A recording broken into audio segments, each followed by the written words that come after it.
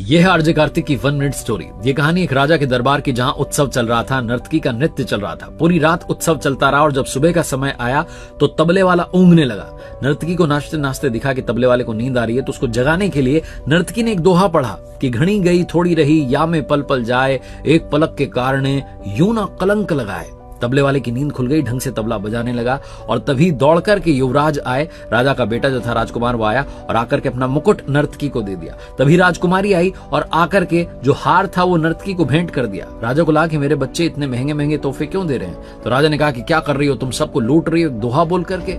तभी युवराज ने कहा, जो राजा का बेटा था, उसने कहा कि महाराज आप वृद्ध हो चले लेकिन मुझे सिंहासन नहीं दे रहे हैं। मैं आज सिपाहियों के साथ मिलकर आपको मारने वाला था, वो तो इस दोहे ने मेरी आंखें खोल दी कि घड़ी गई थोड़ी रही, थोड़ा समय बचा है, आज नहीं तो कल ये राजपाट मेरा ही होगा। मैं पिता की हत्या का कलंक अपने नाम क्यों लूं।